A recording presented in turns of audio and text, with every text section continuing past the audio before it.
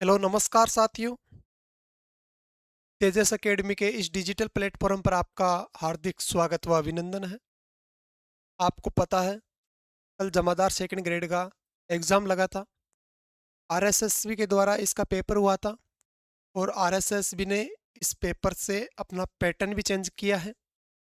हालांकि पेपर का लेवल इतना टफ तो नहीं था। आप इसे मध्य क्वालिटी मीडियम कह सकते हो, क्योंकि उसमें जीके कोई हम जीके ले लो, साइंस ले लो, मैथ ले लो, इतना लेवल टफ नहीं था। लेकिन उन्होंने समय अधिक लगने के लिए उस प्रकार से क्वेश्चन दिया है जो आरपीएससी इस पैटर्न को फॉलो करती है।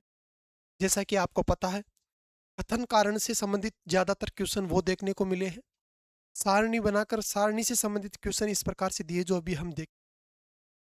हाँ, कुछ क्वेश्चन है जो डायरेक्ट दिया है, बाकी ज़्यादातर 90% क्वेश्चन उस प्रकार से है। तो इस बार आरएसएस ने भी अपना पैटर्न बदला है।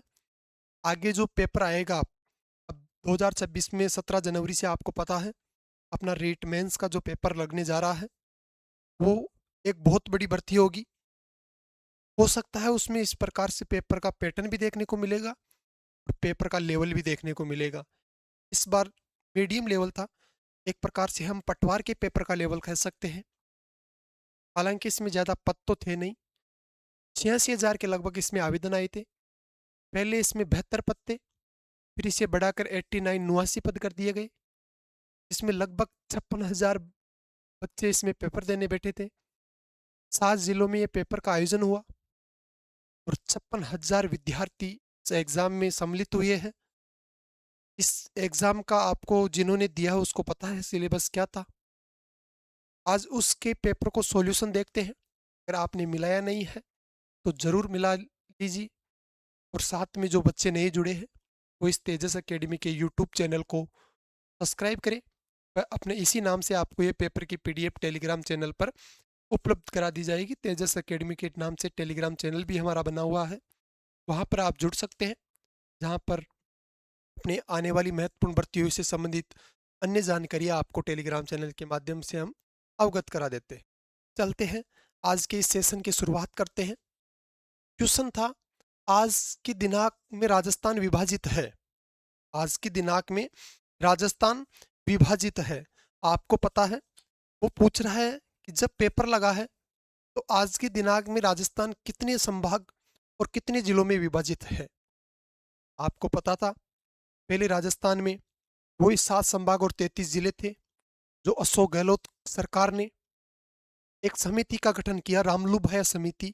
और इस रामलुभाया समिति की सिफारिश के आधार पर राजस्थान में 10 संभाग और नए 50 जिले बना दिए गए थे। लेकिन फिर मुख्यमंत्री भजन लाल जी सरकार में एक पुनर्गठन जिलों की समिति का निर्माण किया जाता है, उस समिति का गठन किया जाता है, जिसके अध्यक्ष उपराष्ट्र उप मुख्यमंत्री डॉक्टर प्रेमचंद जी बैरवा जी को बनाया जाता है।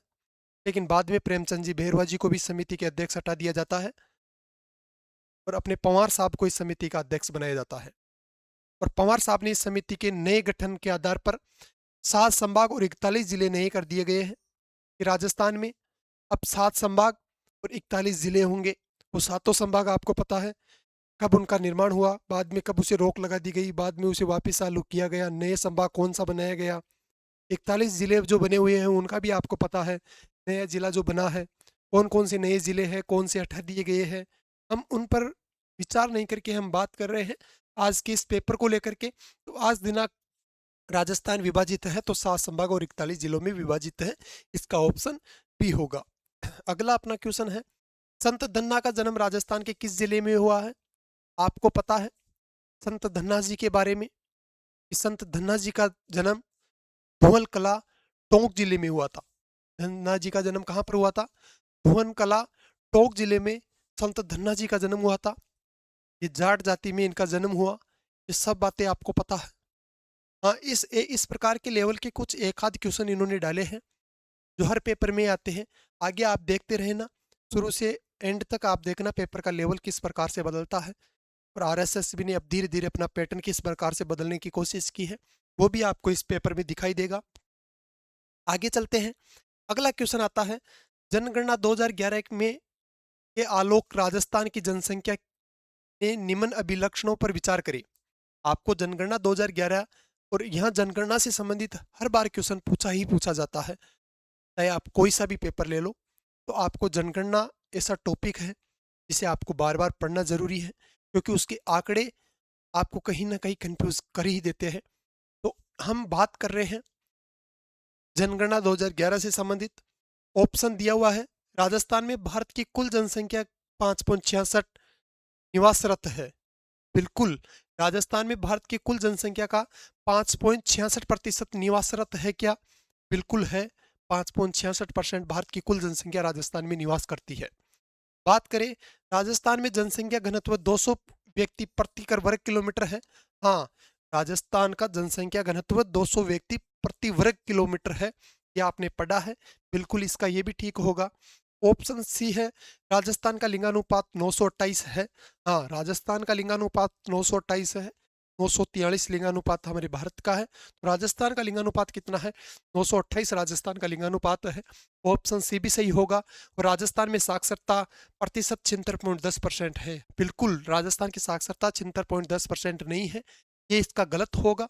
ऑप्शन ए और बी और सी तीनों ही सही होगा। ऑप्शन ए, बी और सी तीन सही होगा, लेकिन राजस्थान की जो साक्षरता दर है वो 76%, 76 इन्होंने 10% दिया है, वो नहीं होगी। राजस्थान की जो साक्षरता दर में आपको पता है, महिलाओं की साक्षरता दर में पुरुष की जो साक्षरता दर है 79 पॉइंट कुछ परसेंट, और अपने जो महिलाओं की साक्षरता दर में आपको पता है राजस्थान 26वें स्थान पर है। कुल साक्षरता दर में, सॉरी, कुल साक्षरता दर में राजस्थान 26वें स्थान पर है, और महिला साक्षरता दर में राजस्थान का नवीनतम 28वां स्थान है, जो बिहार से भी अपना राजस्थान निचली कैटेगरी में आता है। आगे चलते हैं। अगला अपना क्वेश्चन है, राजस्थान में खनन उद्योग की समस्याएं हैं। राजस्थान में कौन कौन सी जो खनन उद्योग की समस्याएं आती हैं, उसके बारे में हम बात करें। आपको पता होना चाहिए, खनिजों का असमान वितरण, अनियोजित अन्वेषण, दक्ष और प्रशिक्षित कार्यबल की प्रचुर उपलब्धता, जल और विद्युत में कमी। अब आपको इनमें से वो छांटना है कि कौन कौन से ऐसी समस्या है जो राजस्थान में खनन से संबंधित आती है। हम बात करें खनिजों का असमान वितरण। बिल्कुल, राजस्थान में खनिजों का असमान वितरण है। राजस्थान का खनिजों का असमान वितरण है। अलग अलग आपको क्षेत्र में अलग अलग खनिज देखने को मिलेंगे। अनियोजित अन्वेषण, बिल्कुल ये भी होगा। और बात करें दक्ष और प्रशिक्षित कार्यबल की प्रचुर उपलब्धता, बिल्कुल ये नहीं हो सकता। जल और विद्युत की कमी, हाँ ये भी होगा, क्योंकि राजस्थान में जल और विद्युत की बिल्कुल कमी है, क्योंकि जहाँ पर जल नदियाँ बांध बने हुए हैं वहाँ पर जलापूर्ति सबसे ज़्यादा होती है। उसी जल से बिजली का उत्पादन भी सबसे ज़्यादा होता है। जिस राज्य से नदियाँ आदि गुजरती है वहाँ पर अधिक मात्रा में बांध बनाए हुए हैं, जल की मात्रा प्रचुर है। नदियों के किनारे बने शहर, वहाँ पर भी जल की मात्रा आपको देखने को मिलेगी। तो राजस्थान में जल की बिल्कुल कमी है, और इसी कारण यहाँ पर विद्युत भी कम उपलब्ध होता है, क्योंकि विद्युत आपको पता है यहाँ पर तापीय विद्युत ऊर्जा सौर पैनल के द्वारा यहाँ पर सबसे ज़्यादा विद्युत का उत्पादन होता है। लेकिन ऑल ओवर हम बात करें विद्युत की, तो राजस्थान विद्युत की मात्रा में बिल्कुल कम है। तो ये ए, बी और डी, ये इसके तीनों होगा। उत्तर होगा आपका ए, बी, डी, क्योंकि इसमें खनिजों का असमान वितरण, जल और विद्युत की कमी और अनियोजित अन्वेषण इसका उत्तर होगा। आगे चलते हैं। ऑप्स क्वेश्चन नंबर 5 है, निम्नलिखित में से कौन सा समांगी मिश्रण का एक उदाहरण है? क्वेश्चन है, समांगी मिश्रण आपको बताना है कौन सा समांगी मिश्रण है। बालू और लवण नमक, चीनी और नमक, तेल में जल और जल में चीनी। अब आपको पता है समांगी मिश्रण, इस प्रकार के क्वेश्चन आप कर भी दिए होंगे, क्योंकि समांगी मिश्रण में जल में चीनी एक समांगी मिश्रण का एक उदाहरण है। ठीक है, आगे चलते हैं। अगला क्वेश्चन है, प्रसिद्ध गीत पधारो म्हारे देश किस राग में आधारित है? आपने देखा है राजस्थान का राज्य गीत है केसरिया बालम पधारो नी मारे देश। केसरिया बालम पधारो नी मारे देश, इस गीत को सबसे ज्यादा बार मांगी बाई ने गाया है। इस गीत को अंतर्राष्ट्रीय स्तर पर प्रसिद्धि दिलाने के लिए और 72 देशों में अपनी इस राग को प्रसिद्ध करने के लिए बीकानेर के निवासी अल्लाह जिल्ला भाई का आपने नाम सुना है, जो इस गीत को सबसे ज्यादा बार गाया है। ये गीत अपना राजस्थान का राज्य गीत है, पधारो हमारे देश। और इस गीत की जो गाने की शैली है, इस गीत की जो गाने की शैली है, वो एक मांड शैली में ये गीत गाया जाता है। कौन सी शैली में गाया जाता है? मांड शैली में गीत गाया जाता है। सोरठ पराज ये अपने राजस्थान की शैलियाँ नहीं है, राजस्थान की मारू, मांड जो शैलियाँ है, तो ये मांड शैली का अपना कौन सा गीत है? पधारो नी मारे देश, जो राजस्थान का एक राज्य गीत भी है। ठीक है, आगे चलते हैं। नीचे दिए गए 2 कथन दिए गए हैं। एक अभिकथन के रूप में लिखित है और दूसरा कारण के रूप में है। यानी आपको ए और आर, कथन और कारण दिया हुआ है। कथन है, राजस्थान की 70% आबादी कृषि से जीविकोपार्जन करती है। बिल्कुल आपको ये ठीक है कि राजस्थान की 70% आबादी कृषि से जीविका उपार्जन करती है। कारण है, 2010-11 में औसत कृषि जोत का आकार राजस्थान में 3.7 हेक्टेयर था, वही भारत का 1.15 हेक्टेयर 2010-11 के अनुसार था। बिल्कुल ये भी आपका उत्तर सही होगा कि 2010-11 के अंदर राजस्थान की जो हेक्टेयर भूमि है उत्पादन की, वो 3.7 थी और भारत की 1.15 हेक्टेयर भूमि थी। बिल्कुल ये भी ठीक होगा, यानी ऑप्शन दोनों ठीक होंगे, ए और आर दोनों सही होगा। लेकिन इसमें क्या ए आर की सही व्याख्या कर रहा है क्या, या आर ए की सही व्याख्या कर रहा है? इसमें आर ए की सही व्याख्या नहीं कर रहा है। ऑप्शन ए और आर दोनों ठीक है। 70% आबादी कृषि पर जीविकोपार्जन करती है राजस्थान की, और 2010-11 के अनुसार 3.7 हेक्टेयर राजस्थान का कृषि जोत का आकार निर्धारित किया गया है। तो इसमें ए आर और आर दोनों सही है, लेकिन आर ए की सही व्याख्या नहीं करता है। इसका उत्तर बी ठीक होगा, इसका उत्तर बी राइट होगा। नेक्स्ट क्वेश्चन है, जैसलमेर के राजनीतिक जागरण का श्रेय किसको मिला है? आपको पता है, जैसलमेर के उस व्यक्ति का नाम बताना है जिसको राजनीतिक जागरण का श्रेय मिला है। और जैसलमेर में जैसे ही जैसलमेर का नाम आता है, और वहां पर आपने नाम सुना है एक स्वतंत्र क्रांतिकारी जिसे जेल में पेट्रोल डालकर जला दिया गया था, अपने सागरमल जी गोफा, जिसे रघुनाथ रघुनाथ एक उनकी महत्वपूर्ण पुस्तक थी। गुंडे राज उनकी जो जेल में रहकर उन्होंने एक महत्वपूर्ण पुस्तक लिखी थी, इसी पुस्तक के चलते उन्होंने जेल में पेट्रोल डालकर उन्हें जला दिया गया था। तो कौन है अपने? सागरमल जी गोपा।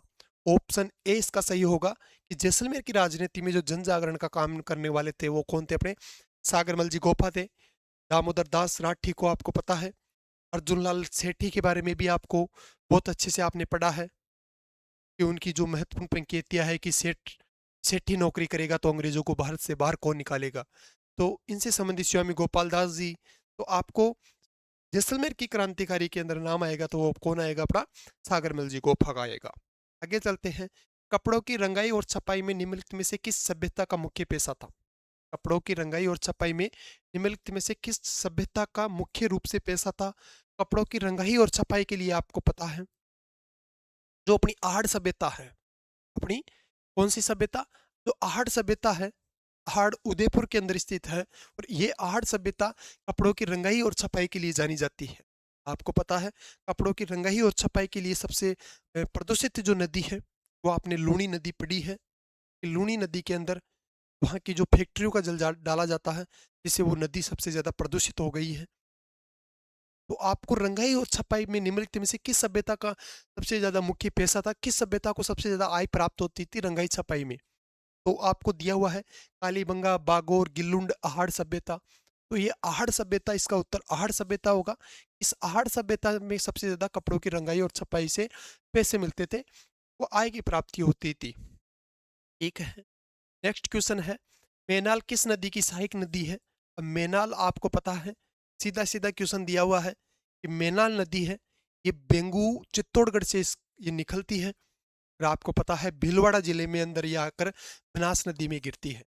भीलवाड़ा जिले में बनास नदी में आकर गिरती है। चित्तौड़गढ़ के बेंगू स्थान से इसका उद्गम होता है, बेंगू की पहाड़ियों से। तो इस प्रकार से ये एक सिंपल सा क्वेश्चन है।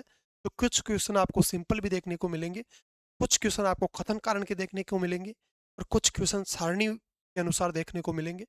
साइंस मैथ के क्वेश्चन भी इसी प्रकार से आपको देखने को मिलेंगे। तो मेनाल नदी किस नदी की सहायक नदी है? तो मेनाल एक बनास नदी की सहायक नदी है।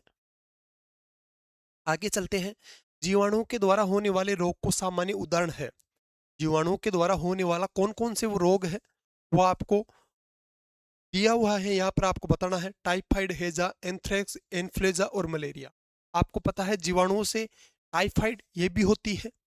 बात करें हेजा, बिल्कुल हेजा भी जीवाणु से होने वाला एक रोग है। एंथ्रेक्स, एंथ्रेक्स भी जीवाणु से होने वाला एक रोग का प्रकार है। और बात करें इन्फ्लुएंजा और मलेरिया, बिल्कुल ये तीनों इसके अंदर होगा। टाइफाइड, हैजा और एंथ्रेक्स, ये तीनों ही जीवाणु से होने वाला एक रोग का प्रकार है। इसका ऑप्शन ए होगा। ए, बी और सी, टाइफाइड, हैजा और एंथ्रेक्स तीनों ही जीवाणु से होने वाला रोग है। आगे चलते हैं। निम्नलिखित में से कौन सा राष्ट्रीय मानवाधिकार आयोग एनएचआरसी का उद्देश्य नहीं है? आपको बताना है कौन निम्नलिखित मानवाधिकार आयोग का उद्देश्य नहीं है। नीचे विकल्प दिया हुआ है। मानवाधिकार उल्लंघन को शिकायत की जांच करना, ये तो मानवाधिकार आयोग का मुख्य उद्देश्य ही है कि जो अपने मानवाधिकार का जो उल्लंघन करता है उनकी शिकायतों की जांच करने के लिए मानवाधिकार आयोग को ये दिशा निर्देश है, उनको लिए ये महत्वपूर्ण उनका, ये तो उनका जो आयोग का उद्देश्य है। हम बात करें मानवाधिकार के क्षेत्र में अनुसंधान को बढ़ावा देना, बिल्कुल ये भी है कि मानवाधिकार अपने क्षेत्र में अनुसंधान को बढ़ावा मिले। ऑप्शन सी है आपराधिक मामलों में आरोपियों को कानून की प्रतिनिधित्व प्रदान करना। और ऑप्शन डी है जनता में मानवाधिकार जागरूकता फैलाना। बिल्कुल, जनता में मानवाधिकार के प्रति जो अपनी जागरूकता फैलाना, ये भी मानवाधिकार आयोग का उद्देश्य है। इसका मतलब ए, बी और डी तो होगा, लेकिन उससे ऑप्शन सी नहीं होगा। जो ऑप्शन सी क्या कह रहा है, आपराधिक मामलों में आरोपियों को कानूनी प्रतिनिधि प्रदान करना, बिल्कुल ये मानवाधिकार आयोग का उद्देश्य नहीं होगा। ऑप्शन ए, बी और डी इनका उद्देश्य होगा। आगे चले। मैथ के क्वेश्चन है, तो मैथ के क्वेश्चन आपको पता है। मैथ के क्वेश्चनों को हम यहाँ पर जो इनके ऊपर जो स्टाफ ने यहाँ पर जो टिक लगा कर दिया है, उन क्वेश्चनों को हम आपको बता रहे हैं। आप उस हिसाब से मिलान कर लीजिए। इसका ऑप्शन ए होगा। क्वेश्चन नंबर 16 है। हम बात करें क्वेश्चन नंबर, आगे चलते हैं। अगला क्वेश्चन है, नीचे दिए गए कथन और जो कारण दिया हुआ है, इस क्वेश्चन में जो महत्व का क्वेश्चन है, किसी सामान्य चतुर्भुज का क्षेत्रफल 1/2 इंटू विकर्ण की लंबाई इंटू आमुख सम्मुख भुजाओं का योग है। कारण दिया हुआ है, तो इस कथन और कारण के अंदर ये ऑप्शन इसका डी होगा। क्वेश्चनों को आप चेक कर लीजिए, मिलान कर लीजिए। इसके जो उत्तर है वो जैसे ही ये पीडीएफ आपको टेलीग्राम चैनल पर भी मिल जाएगी। आगे चलते हैं। कौन सा राजस्थान का आर्थिक विकास में बाधा नहीं है? राजस्थान का आर्थिक विकास में कौन बाधा नहीं डालता है? क्वेश्चन ऑप्शन ए है पश्चिम विशाल मरुस्थल। बिल्कुल, पश्चिम विशाल मरुस्थल क्या बाधा डालता है? बिल्कुल नहीं डालता, क्योंकि आर्थिक विकास में इसका पश्चिम राजस्थान के मरुस्थल का कोई कारण नहीं है बाधा डालने का। ये तो एक बहुत पश्चिम राजस्थान का जो मरुस्थल है, इसमें आर्थिक विकास में कोई बाधा का काम नहीं है। आगे चलते हैं। क्वेश्चन कह रहा है आर्थिक विकास में बाधा कौन नहीं डालता? कौन क्वेश्चन है, कौन नहीं डालता? और पश्चिम का विशाल मरुस्थल, बिल्कुल ये क्या डालता है? हाँ, पश्चिम का विशाल मरुस्थल राजस्थान की आर्थिक के अंदर ये बाधा डालता है। राजस्थान की आर्थिक विकास के अंदर इसका बाधा का कारण है, क्योंकि पश्चिम राजस्थान में जो मरुस्थल है, इस मरुस्थल से कितने उपज, कितनी पैदावार हो, लेकिन वहां पर पानी की कमी है, पेड़ पौधों की कमी है, एक सूखा मरुस्थल पड़ा हुआ है। वहाँ पर पानी की कमी होने से वहाँ से पशुपालन नहीं होता है। पशुपालन के द्वारा जो दूध की मात्रा में किसानों को आय प्राप्त हो, इस राज्य को आय प्राप्त हो, वो नहीं होती है। हम पशुओं के से हम बात करें तो इस पशुओं के द्वारा जो भेड़ पालक होता है, भेड़ों से जो ऊन प्राप्त होती है, भेड़ों से जो अन्य सामग्रियाँ प्राप्त होती है, तो वो यहाँ पर प्राप्त नहीं हो पाती है। जल से यहाँ पर जो खेती होती है, खेती से किसानों की आय में वृद्धि होती है, एक देश की, राज्य की आर्थिक स्थिति सुधरती है, वो इस मरुस्थल के कारण नहीं हो पाती है। ऑप्शन बी है सूखा और मरुस्थल। बिल्कुल, राजस्थान एक सूखा और मरुस्थल प्रदेश है, क्योंकि यहाँ पर ये मरुस्थल मानसून पर आधारित एक प्रदेश है। जो अगर मानसून हो तो यहाँ पर खेती होती है। यहाँ की खेती मानसून का जुआ है। अगर बरसात हो तो यहाँ पर खेती होती है, नहीं तो यहाँ पर फसलें सूख जाती है। तो ये भी आर्थिक विकास में बाधा का कारण है। ऑप्शन सी है क्षेत्रीय अंतर। क्षेत्रीय अंतर भी बिल्कुल आर्थिक विकास में बाधा का कारण है, क्योंकि यहाँ पर क्षेत्रीय लोगों को अधिक रोजगार के अवसर प्रदान किए जाते हैं। राजस्थान में तो कदम कदम पर भाषा बदलती है। आपने सुना भी है कि कदम कदम पर भाषा बदले 12 कोस में वाणी, इस प्रकार से आपने जो राजस्थान की कहावतें चलती है, तो यहाँ की भाषा वाणी बदलती है। साथ में आपको यहाँ पर जो अन्य अंतर भी आप लोग को देखने को मिलेगा। यहाँ पर पानी भी जिस प्रकार से भाषा बदलती है, उस प्रकार से वहाँ का रहन सहन, खान पान, पहरान, वहाँ का सब बदलता है राजस्थान में। एक तो ये भी एक महत्वपूर्ण अंतर है, आर्थिक विकास को बाधा बनता है। क्षेत्रीय अंतर भी। ऑप्शन डी है उद्योगों की स्थापना। उद्योगों की स्थापना इसमें बाधा का कारण नहीं है, क्योंकि उद्योगों की स्थापना होगी तो राजस्थान को आर्थिक विकास में वृद्धि होगी, यहाँ के लोगों को नए रोजगार मिलेंगे, नए रोजगार सृजित होंगे। अगर नए उद्योगों की वृद्धि होगी तो यहाँ के लोगों को रोजगार मिलेगा, जिससे राजस्थान की आर्थिक स्थिति में सुधार होगा। नई कंपनियां, नई फैक्ट्रियों का निर्माण हो रहा है, जैसे यहाँ के लोग दूर दराज देश में कमाने के लिए जाते हैं, दूर दराज राज्यों में कमाने के लिए जाते हैं, अब उन्हें वहीं स्थानीय इलाकों में ही अब उनको रोजगार की सुविधा उपलब्ध हो जाएगी। तो ये एक कारण नहीं है, ऑप्शन डी इसका सही होगा। क्वेश्चन नंबर 12, प्रिज्म आपती सफेद प्रकाशन में निम्नलिखित अनुक्रम में रंगों की पट्टी ब्रांड के रूप में विकसित कर देता है। आपको पता है जो ये प्रिज्म है सफेद प्रकाश, तो इस प्रिज्म के जो रंग है, इस रंगों को आपको क्रम से जमाना है। ऑप्शन ए होगा सबसे पहले बैंगनी रंग, ऑप्शन 2 नंबर पर होगा जामुनी रंग, से आप इंडिगो भी कहते हो, ऑप्शन 3 नंबर पर होगा नीला रंग, ऑप्शन 4 नंबर पर होगा हरा रंग, और ऑप्शन 5 नंबर पर होगा लाल रंग। ऑप्शन 5 नंबर पर कौन सा होगा? लाल रंग। तो 1, 5, 2, 3, 4, ये 1, 2 इस प्रकार से जमेगा, यानी सबसे पहले आएगा ए, सी, डी, ई और बी। इस प्रकार से इसका उत्तर क्या होगा?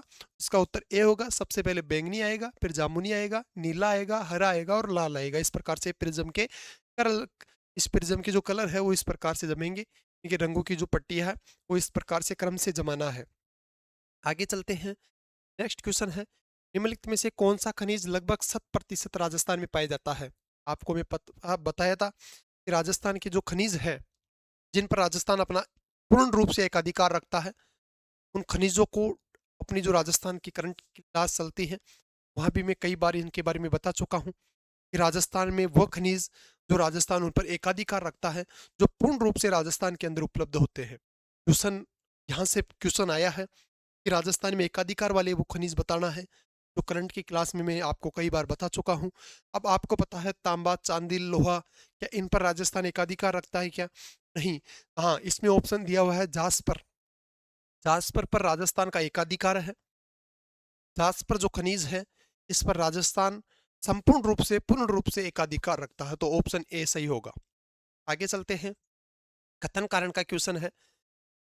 कथन है, सभी पंचायती राज संस्थाओं में 1/3 सीटें महिलाओं के लिए आरक्षित है।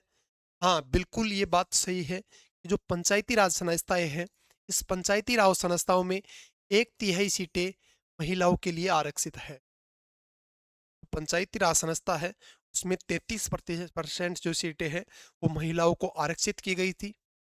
इसके लिए जो नया कानून लाया गया था दो गहलोत सरकार के द्वारा, पंचायती राज संस्थाओं में भी महिलाओं को 50% आरक्षण की सुविधा दे, लेकिन वो बिल पास नहीं हुआ और महिलाओं को अभी तक पंचायती राज संस्थाओं में 33% ही आरक्षण है।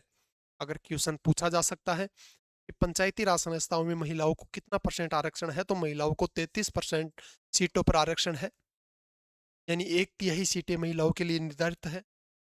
कथन सही है। कारण पूछ रहा है, भारत का निर्वाचन निर्वाचन आयोग पंचायत के चुनावों का आयोजन संचालन करेगा।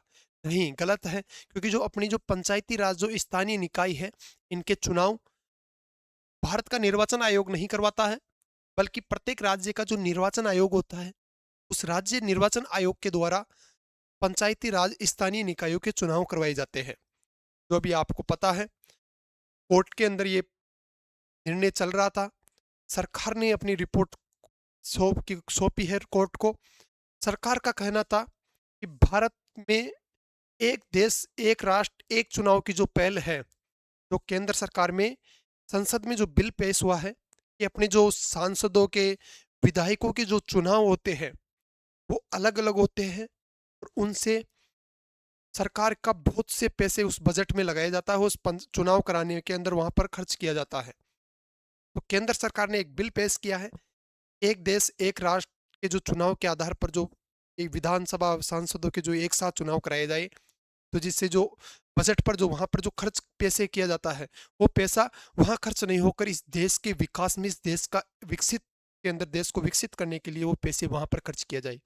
उसी की तर्ज पर मुख्यमंत्री भजनलाल शर्मा जी ने राजस्थान में भी एक राज्य एक चुनाव की पहल शुरू की, जिसके द्वारा अपनी नगरीय निकाय और राज्य जो पंचायती राज संस्था है, ग्रामीणीय जो संस्था है, नगरीय जो संस्था है, उनके चुनाव राजस्थान में एक साथ करवाया जाए, जिससे ताकि जो यहाँ पर जो अधिक खर्च आता है उस खर्च में जो कमी हो, वो पैसा अपने राष्ट्र की, अपने देश की, अपने राज्य की अन्य सुविधाओं के अंदर वो पैसा खर्च किया जाए।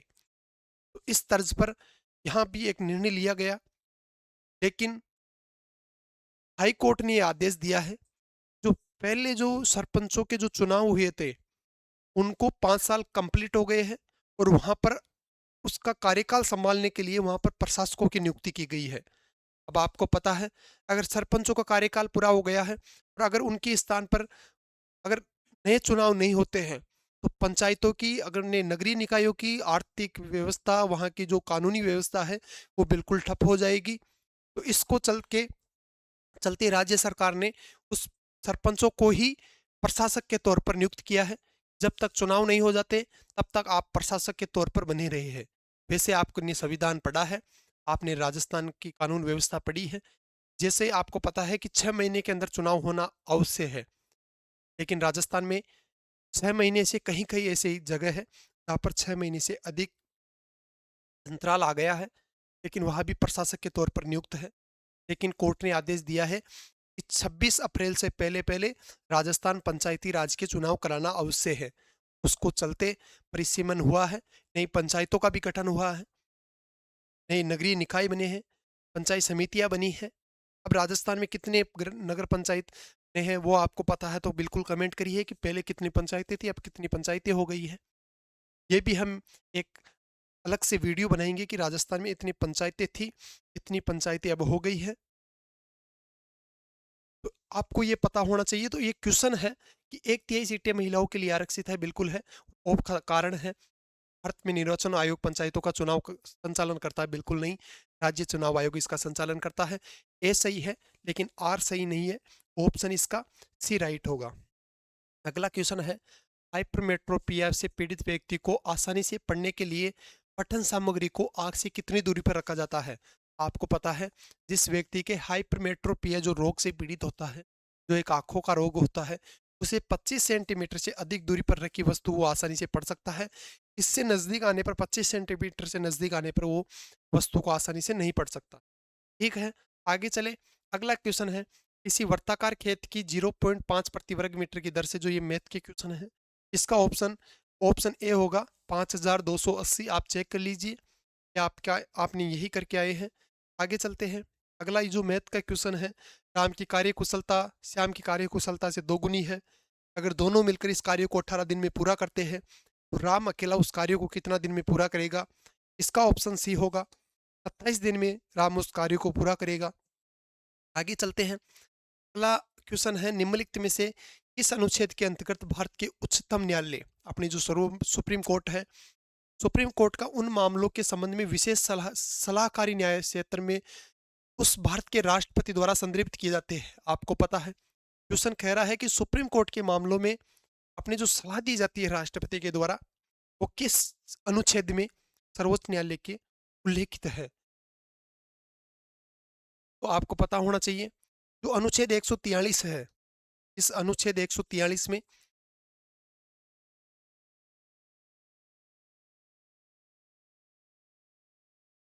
इस अनुच्छेद 143 में उल्लेखित है कि सुप्रीम कोर्ट राष्ट्रपति को सलाह देने के लिए बाध्य है। ये चीज इसमें दी हुई है, तो इसका उत्तर ऑप्शन सी होगा, अनुच्छेद 143 होगा। आगे चलते हैं। निम्न किले दुर्ग स्थापना का सही कालक्रम क्या है? आपको दुर्ग दिए हुए हैं, लेकिन उनके कालक्रम के अनुसार जमाना है। किस दुर्ग का निर्माण सबसे पहले हुआ है? यहाँ पर शिवाना दुर्ग दिया हुआ है, गागरोन दिया हुआ है, जूनागढ़ दिया है और चूरू दुर्ग दिया हुआ है। सबसे पहले आपको पता है, शिवाना दुर्ग यहाँ पर स्थापना से संबंधित हम बात करें तो सबसे पहले 1 नंबर पर शिवाना दुर्ग आएगा। आगे बात करें गागरोन दुर्ग, इसका 2 नंबर आएगा। 3 नंबर पर अपना जूनागढ़ का दुर्ग आएगा और 4 नंबर पर अपने चुरुद्रु गएगा। इस प्रकार से डी, सी, बी, ए इसका सही उत्तर होगा। ऑप्शन ए इसका सही उत्तर होगा। राजस्थान में जो किले हैं उनको कालक्रम के अनुसार जमाना है। राजस्थान के दुर्गों को आपको देखना है और इसका उत्तर ऑप्शन ए इसका राइट आंसर होगा। आगे चले, अगला अपना क्वेश्चन है, 100 क्वेश्चन है, थोड़ा समय लगेगा लेकिन आप आसानी से इसके मिलान करते चलिए जिन्होंने ये पेपर दिया है। ठीक है, आगे चलते हैं। साइंस का क्वेश्चन है, विद्युत धारा का सुचालक नहीं है। निम्नलिखित में से कौन सा विद्युत धारा का सुचालक नहीं है?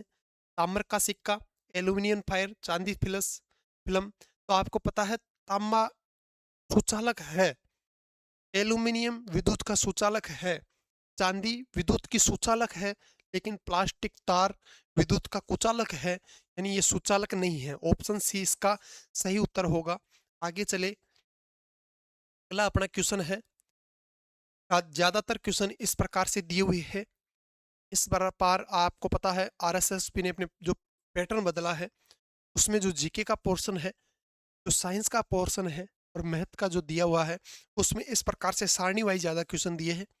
उसके बाद कथन कारण के क्वेश्चन पूछे हैं, लेकिन जो इनका पूछने का जो लेवल है, आपको पता है तेजाजी का मंदिर कहाँ है, बाबूजी का जन्म कहाँ हुआ है, तेजाजी का कहाँ हुआ है, गोगा जी का कहाँ हुआ है, देवनारायण जी का कहाँ हुआ है। क्वेश्चन का लेवल इतना हाई नहीं है, लेकिन इसका जो पूछने का समय है, आपको पता है यहाँ पर मिलान करने में थोड़ा क्वेश्चन को निकालने में समय ज़्यादा लगता है। और अगर सीधा सीधा दे देता तेजाजी का जन्म कहाँ हुआ, तो आपको पता है तेजाजी का जन्म करनाल जिले में हुआ है, लेकिन इसको सारणी से मिलान करने के अंदर थोड़ा सा समय लगता है। अगर किसी बच्चे को इनमें से अगर 2 आ रहे हैं, 2 भी नहीं आ रहा है, वो सोच में आएगा कि इसमें क्या हो सकता है। इस प्रकार से क्वेश्चन उन्होंने अपना पैटर्न बदला है। तो गोगा जी का आपको पता है, गोगा जी का मिलान करें तो सिरसमेड़ी होगा। तेजा जी की हम बात करें तो तेजा जी का आपको पता है कि खरनाल। बाबू जी का कोलूमंड आपको पता ही है। और देवनारायण जी का जन्म भीलवाड़ा जिले में आसिंद के अंदर हुआ है। तो इसका उत्तर क्या होगा?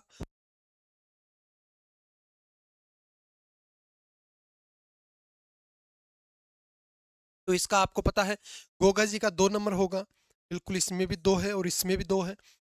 तेजा जी की बात करें तो खरनाल होगा, 4 नंबर पर होगा। इसमें 4 नंबर केवल ऑप्शन बी में है। केवल मात्र 2 ऑप्शन आने से ही आप इसका पूरे का उत्तर कर सकते हो। तो ऑप्शन बी इसका सही राइट आंसर होगा। तेजा जी का जन्म करनाल में हुआ, बाबू जी कोलूमंड फलोदी, देवनारायण जी भीलवाड़ा, और अपने गोगा जी है वो सिरसमेड़ी बनी हुई है। आगे चलते हैं, अगला जो अपना क्वेश्चन है, भारतीय संविधान के अनुच्छेद 32 के संबंध में कौन सा सत्य नहीं है? जो आपको पता है अनुच्छेद 32 के तहत जो रिट जारी की जाती है, वो 5 प्रकार की जो रिट जारी की जाती है, वो पांचों रिटों में से इसमें कौन सम्मिलित नहीं है? 4 रिट दी हुई है। बंदी प्रत्यक्षीकरण है, परम आदेश है और अधिकार पर्चा है। अधिकारों के बारे में पूछना, परम आदेश आदेश देना, बंदी प्रत्यक्षीकरण ससरूर प्रस्तुत करना, जो उन्हें बंदी बनाकर उन्हें उनके सामने प्रस्तुत करना, ये तीनों तो है, लेकिन प्रत्यक्ष आदेश ये नहीं है। ऑप्शन इसका सी नहीं होगा। आगे चलते हैं, ठहराव स्टॉपेज को छोड़कर जो ये मैथ का क्वेश्चन है, बस की चाल 64 किमी घंटे की ठहराव से सम्मिलित करें तो वो 48 किलोमीटर घंटे की प्रति घंटे की इतने मिनटों में वो दूरी तय करती है। तो इसका ऑप्शन बी होगा, 15 मिनट में वो अपनी दूरी तय करेगी।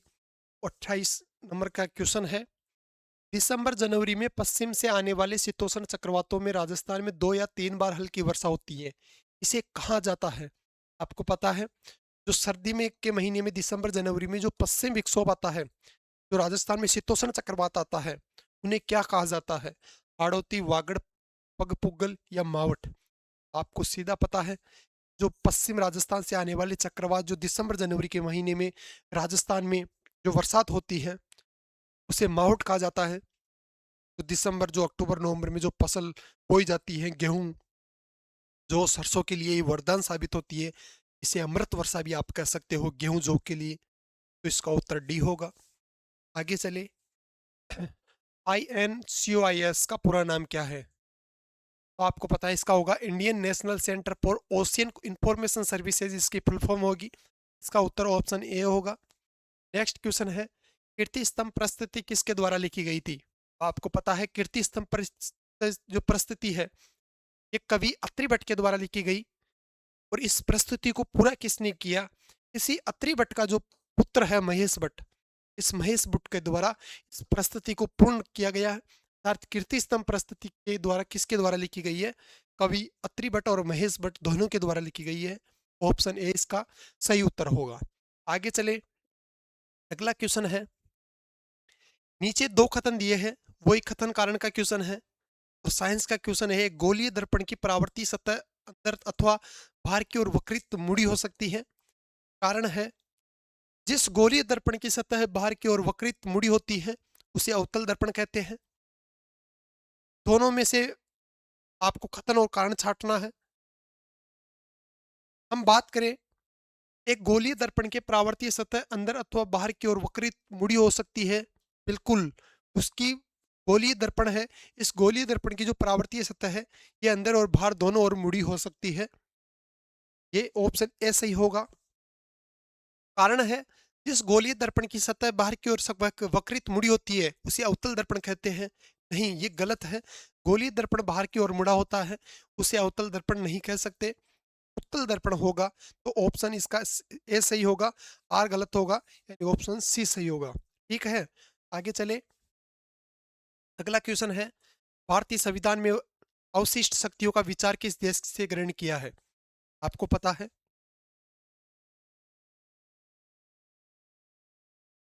जो भारतीय संविधान है ये भारतीय संविधान में अमेरिका भी, कनाडा, ब्रिटेन, फ्रांस, ऑस्ट्रेलिया, इन तमाम देशों से हमने कुछ ना कुछ हमारी संविधान में लिया है। क्वेश्चन पूछ रहा है, अवशिष्ट विषय है, इन अवशिष्ट शक्तियों का विचार हमने किस देश से लिया है? आपको पता है अमेरिका से हमने क्या लिया है, ब्रिटेन से हमने क्या लिया है, फ्रांस से हमने क्या लिया है, आपने ट्रिक के माध्यम से भी पढ़ी है। तो जो अपनी अवशिष्ट शक्तियां हैं, ये अवशिष्ट शक्तियां कनाडा से ली गई है। आपको पता है नीदरलैंड भी इस देश में सम्मिलित है, नीदरलैंड से आपको पता है आपातकालीन प्रावधान लिया है। जर्मनी से लिया गया है। अन्य राजस्थान, भारत के संविधान में अन्य कई देशों का योगदान है, जिन देशों से हमारे संविधान को पूर्ण किया है। कहीं से हमने आपातकालीन शक्तियाँ ली है, कहीं से हमने अवशिष्ट विषय लिए हैं, कहीं से हमारी संविधान की भाषा ली है। तो इस प्रकार से कुल मिलाकर हमने America, France, Canada, Britain, Germany, इन देशों के सहयोग से हमारा संविधान का निर्माण हुआ है। तो अपनी अवशिष्ट शक्तियाँ है, अवशिष्ट शक्तियाँ हमने कनाडा से ली है। आगे चले, जो मैथ का क्वेश्चन है 6 सेंटीमीटर त्रिज्या वाला, इसका उत्तर ये 6 सेमी होगा। ऑप्शन ए इसका सही होगा। चलते हैं, कौन सी डिस्क चुंबकीय सामग्री से लेपित एक वर्ताकार पतली प्लास्टिक जैकेट में बनी होती है? ऑप्शन ए है floppy disk, hard disk, compact disk और डीवीडी। इसका उत्तर ए होगा, जो फ्लॉपी डिस्क है, ये फ्लॉपी डिस्क प्लास्टिक की पतली प्लास्टिक जैकेट से बनी होती है। ऑप्शन ए होगा, फ्लॉपी डिस्क होगा। अगला क्वेश्चन है, ये मैथ का क्वेश्चन है, इसका क्वेश्चन नंबर अपना 35 है। इसकी जो सारणी दी हुई है इसका उत्तर ऑप्शन सी होगा। अगला क्वेश्चन आता है अपना, आपको पता है सूची ए और सूची 2 को सम्मिलित करना है। मकराना किसके लिए जाना जाता है? खेतड़ी किसके लिए जाना जाता है? जो गुलाबपुरा आगूचा है वो किसके लिए जाना जाता है? और जो तारानगर पड़ता है अपने चूरू में, वो कहाँ पर, वहाँ पर क्या, कौन सी खदान सबसे ज़्यादा है, सबसे ज़्यादा वहाँ पर क्या प्राप्त होता है, वो आपको बताना है। खनिज से संबंधित मिलान है, सूची 1 और सूची 2 का मिलान करना है। मकराना के लिए आपको पता है मकराना संगमरमर के लिए प्रसिद्ध है। मकराना का मार्बल अपने अयोध्या में भी लगाया गया है। अयोध्या के राम मंदिर में मकराना का मार्बल सम्मिलित है। जो बंसीधर पहाड़ियाँ है भरतपुर में, वहाँ का भी पत्थर सम्मिलित किया गया है। तो राजस्थान के अन्य जिलों से अलग अलग राजस्थान की जो वैरायटी का पत्थर है वो राम मंदिर में शामिल किया गया है। अपने मकराना का जो संगमरमर है वो ताजमहल के निर्माण में भी काम में लिया गया है, और अपने अयोध्या में राम मंदिर के जो प्रस का निर्माण में भी वो पत्थर काम में लिया गया है। बात करें खेतड़ी, खेतड़ी तांबे के निर्माण के लिए प्रसिद्ध है, आपको पता है। सबसे ज़्यादा तांबा कहाँ पर मिलता है? गुलाबपुरा में जो सीसा संस्था की सबसे ज़्यादा खाने हैं वो गुलाबपुरा में है। तारानगर जिप्सम के लिए जाना जाता है। आपको पता है सबसे ज़्यादा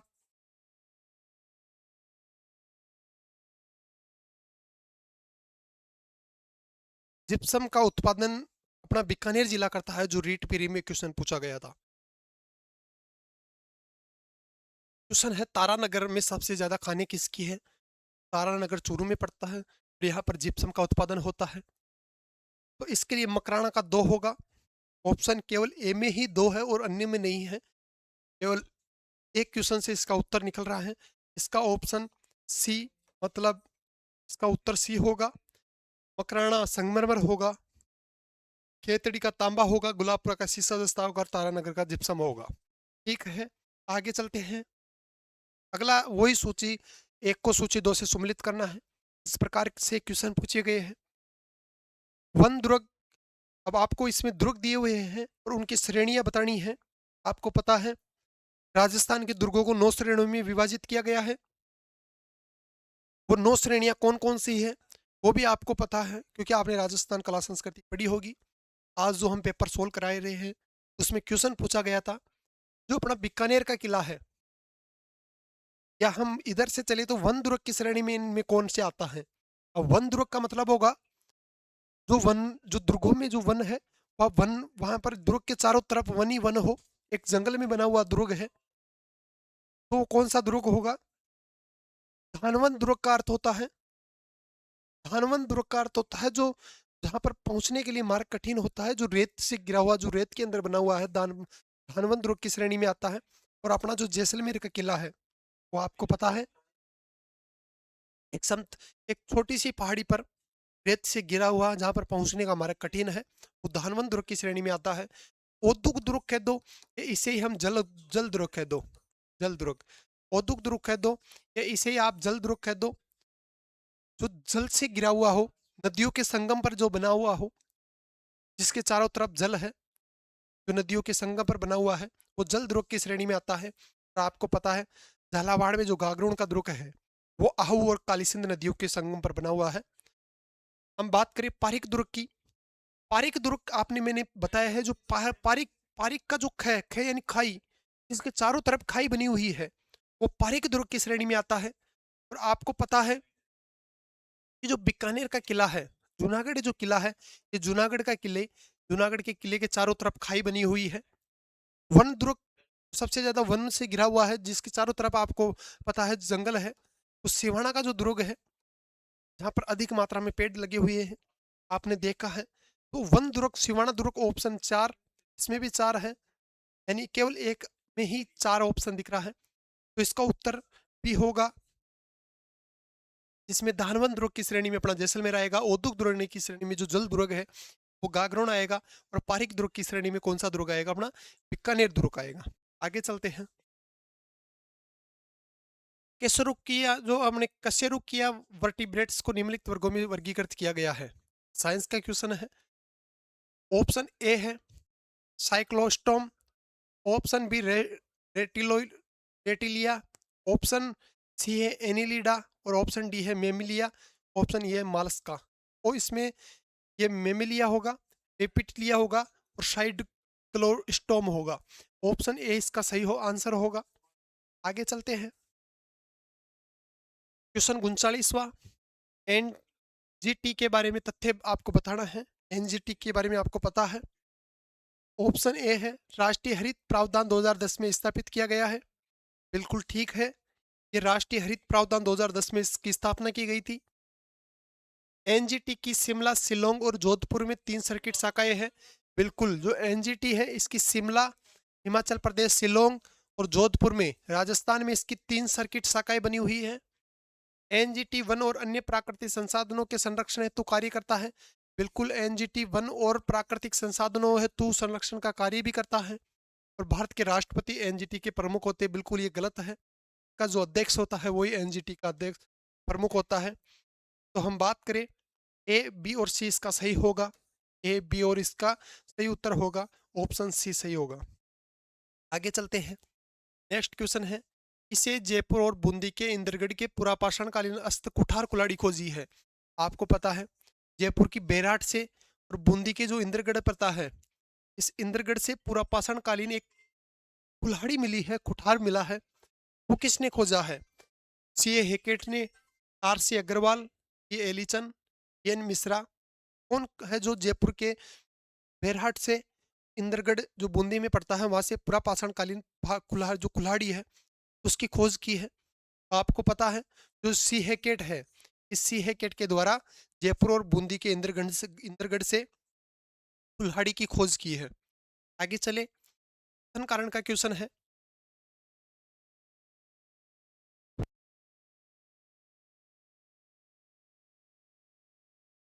कथन है 1979 में राजस्थान राज्य खनिज विकास निगम की स्थापना किया गया है। बिल्कुल सही है कि 1979 में राजस्थान राज्य खनिज विकास निगम की स्थापना की गई है। इसका प्रयोजन खनिजों के अन्वेषण और विपणन को तेज करना और इस प्रयोजनार्थ वैज्ञानिक विधि को अपनाना था।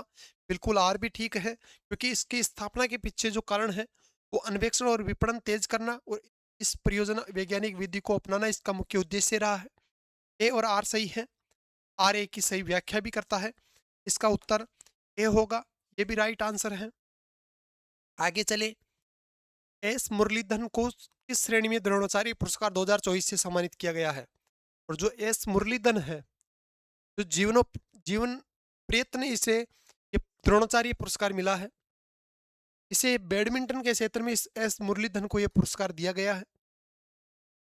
ऑप्शन क्वेश्चन 42 का ऑप्शन सी होगा, एस मुरलीधरन का बैडमिंटन होगा। अगला क्वेश्चन है, सूची 1 को सूची 2 से मिलान कीजिए। ज्यादातर क्वेश्चन आपको इसी प्रकार से देखने को मिले हुए हैं, आप देख भी रहे हैं।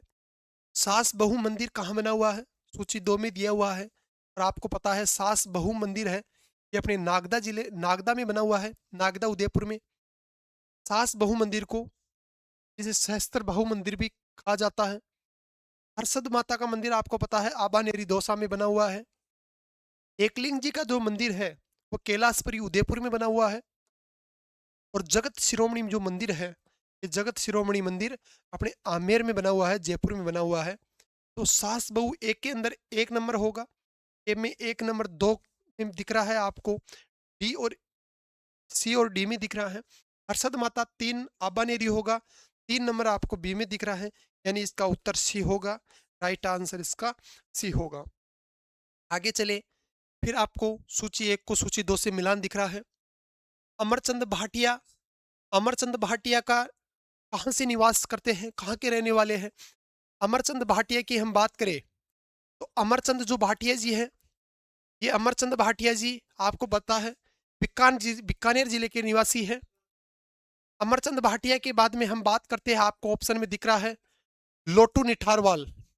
और जो ये लोटू निठारवाल है, जब डूंगर जी जवाहर जी आपने लोक देवता पढ़ा है, और डूंगर जी जवाहर जी जब आपने लोक देवता पढ़ा है तो उनका जो सहयोगी था लोटिया निठारवाल, लोटिया जाट, जो रिंगस का रहने वाला था, रिंगस अपने सिक्कर में पड़ता है। तो लोटू निठारवाल का संबंध रिंगस से है, सिक्कर से है। जो अपना लोक देवता आपने पढ़ा है डूंगर जी जवाहर जी, डूंगर जी जवाहर जी के बारे में आपको पता है, उनको जोधपुर जिले और बीकानेर जिलों में उन्होंने निरंतर उन्होंने अपना जीवन का प्रयत्न जोधपुर जिले में उन्होंने अपनी अंतिम सांसें ली है। साथ ही हम बात करें तो आगरा के जिले में कैद रखा गया, सेवर जेल को लूटा, धनो माता मंदिर का निर्माण कराया, पुष्कर में सीढ़ियों का निर्माण कराया। तो आपने वो सभी चीजें डूंगर जी जवाहर जी के बारे में देखी है। का जो सहयोगी था वो लोटू निठारवाल था। तो लोटू निठारवाल का संबंध रिंगस सिक्कर होगा।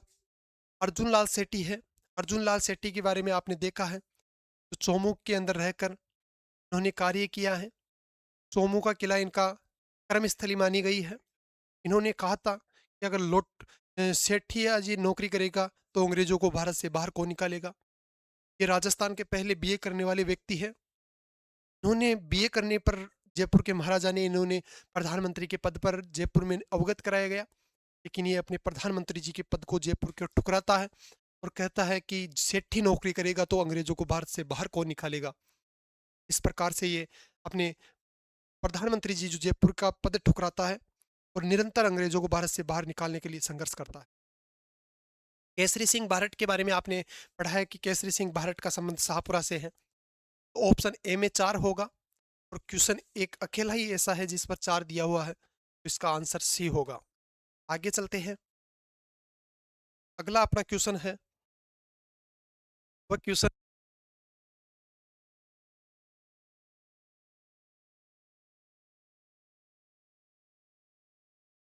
अगला अपना क्वेश्चन है, इस वर्ष राजस्थान सरकार ने पर्यटन को उद्योग के रूप में घोषित किया है।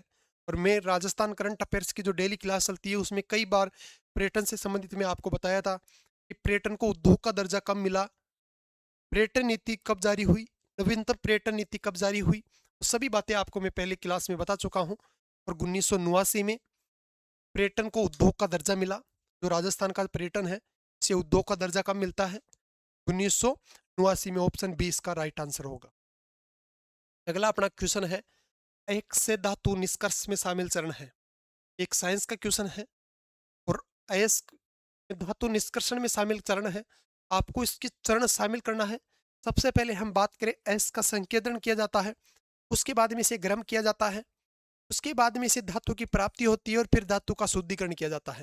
यानी पहले ऑप्शन ए होगा, फिर बी पर गर्म किया जाएगा, सी पर धातु की प्राप्ति होगी और 4 नंबर पर धातु की शुद्धिकरण होगा।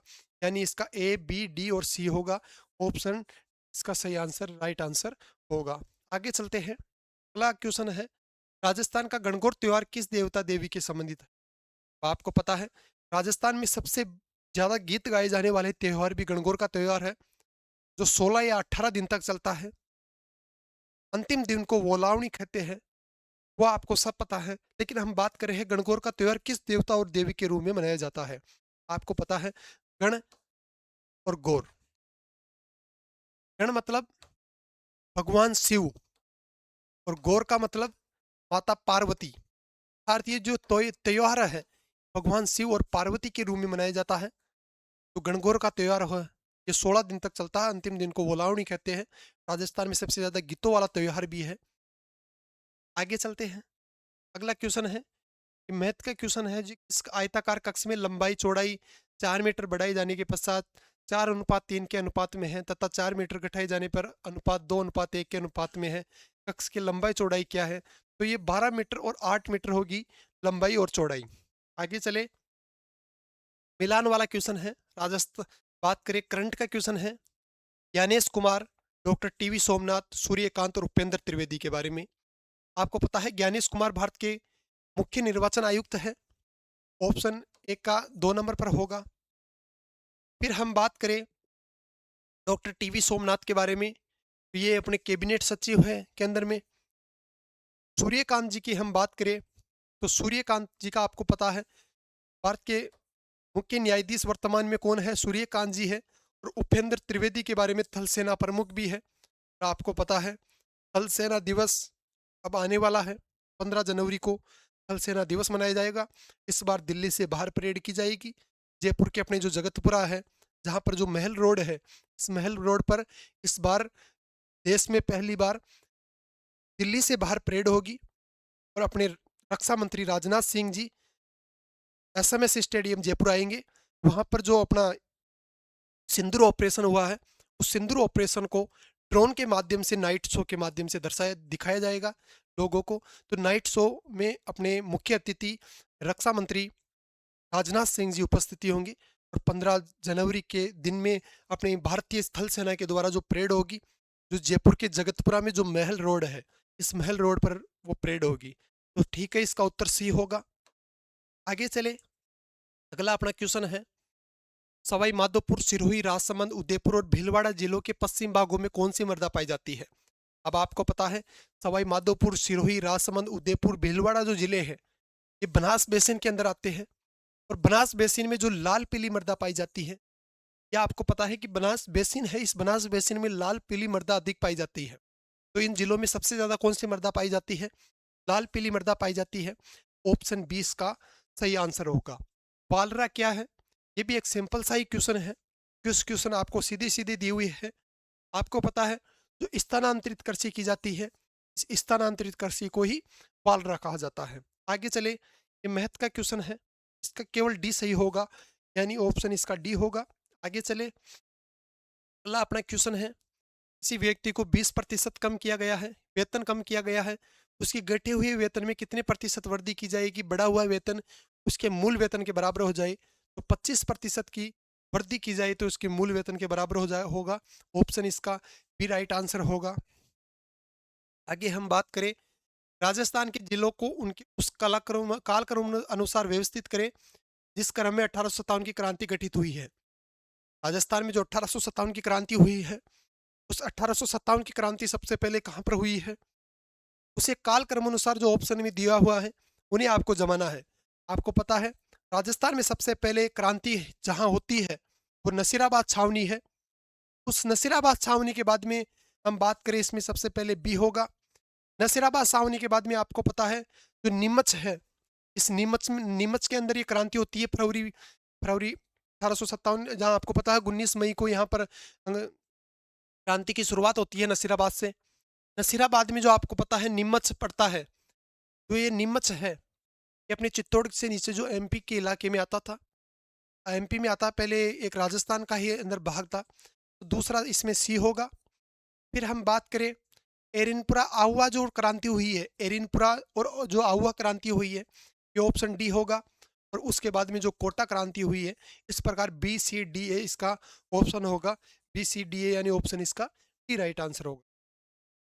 आगे चलते हैं, समस्त रीढ़धारी प्राणियों में वयस्क अवस्था सहित जीवन पर्यंत कौन सी मेरुदंडीय कोरोडेट विशेषता पाई जाती है, तो पता हो ऑप्शन इसका सी होगा, विपृष्ठ विवरण तंत्रिका रज्जु है, या ऑप्शन इसका सी राइट होगा। चीड़ और जो देवदार के वृक्ष है, चीड़ और जो देवदार के वृक्ष है, इन वृक्षों को किस श्रेणी में वर्गीकृत किया गया है, इस वृक्षों को जो अनावर्त बीजी श्रेणी है, इस जिम्नोस्पर्म या अनावर्ती बीजी श्रेणी में इसे वर्गीकृत किया गया है। ऑप्शन बी राइट आंसर होगा। किस मेले को आदिवासियों का कुंभ कहा जाता है, तो आपको पता है आदिवासियों का कुंभ जो बेणेश्वर मेला है, इस बेणेश्वर मेला जो डूंगरपुर में बढ़ता है, सोम माही जाखम तीनों नदियों के संगम पर यह मेला का आयोजन होता है। ऑप्शन इसका डी सही होगा। आगे चले, अगला क्वेश्चन है, राजस्थान के लोक नृत्यों के बारे में निम्नलिखित कथनों पर विचार करना है। राजस्थान के लोक नृत्य दिए हुए हैं, उन पर आप में कथनों इसके कारण छांटना है कौन सही है कौन गलत है। ऑप्शन ए है, गैर नृत्य मेवाड़ और बाड़मेर क्षेत्र में प्रसिद्ध है, आपको पता है, आपने देखा है, आपने ट्रिक के माध्यम से भी पढ़ा है, बिलो की गौरी गैरों के युद्ध में रम पीकर हाथी पर बैठकर दीव चक्री घूमी। तो भीलों की गौरी गैरों के युद्ध, गैर नृत्य यानी भीलों के द्वारा किए जाने वाला नृत्य है। भील सबसे ज्यादा कहाँ पाए जाते हैं, हम सबसे ज्यादा निवास करते हैं, मेवाड़ क्षेत्र में निवास करते हैं, अर्थात ये मेवाड़ और बाड़मेर क्षेत्र का एक प्रसिद्ध नृत्य कौन सा है, गैर नृत्य है। साथ में हम बात करें गिद्दड़ नृत्य, गिद्दड़ नृत्य आपको पता है, गिद्दड़ नृत्य शेखावाटी का प्रसिद्ध है। चंग नृत्य महिलाओं द्वारा होली के त्योहार के दौरान किया जाता है, नहीं, चंग नृत्य, ये चंग नृत्य भी शेखावाटी का प्रसिद्ध है, लेकिन ये महिलाओं के द्वारा नहीं होकर ये पुरुषों के द्वारा किया जाता है, और पुरुषों के द्वारा होली और दीपावली जैसे त्योहारों पर चंग नृत्य का आयोजन किया जाता है। राजस्थान के महत्वपूर्ण मेलों पर भी चंग नृत्य बजाया जाता है। तो ऑप्शन सी नहीं होगा, ए तो होगा, बी भी होगा, और ऑप्शन डी है, गुड़ला जोधपुर का प्रसिद्ध नृत्य है, बिल्कुल गुड़ला जोधपुर का प्रसिद्ध नृत्य है। तो ऑप्शन ए बी और डी होगा। आपको पता है गुड़ला नृत्य क्यों मनाया जाता है, गुड़ला नृत्य जोधपुर के अंदर, आपको जो आपने कहानी सुनी है अजमेर के गुड़ले खा जो सेनानी था, उसकी हत्या कर देने पर वहाँ की महिलाएं उसकी गर्दन को लेकर पूरे जोधपुर में चक्कर लगाती है।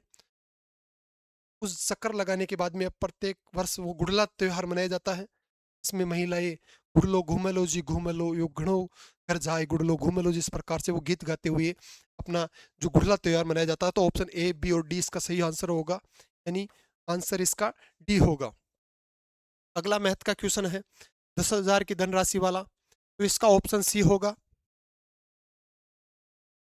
नेक्स्ट आगे चले, भारतमाला परियोजना के बारे में निम्न कथनों पर आपको विचार करना है। भारतमाला जो परियोजना है, भारतमाला परियोजना ये 2017 में अनुमानित की गई थी, बिल्कुल ये सही है। ये जो भारतमाला परियोजना है ये 2017 में अनुमानित की गई थी।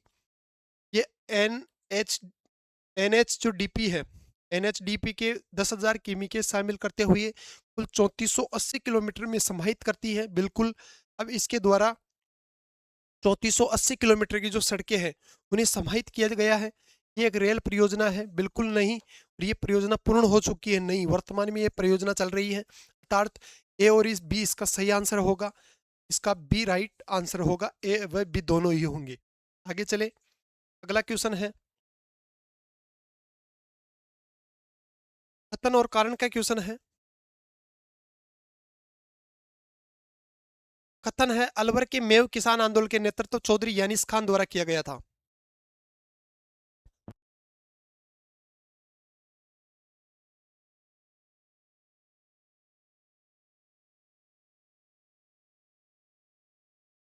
कथन ए है अलवर के मेव किसान आंदोलन का नेतृत्व चौधरी यानिस खान के द्वारा किया गया है। बिल्कुल, यानिस खान के द्वारा अलवर के मेव किसान आंदोलन था, इसका नेतृत्व किया गया है।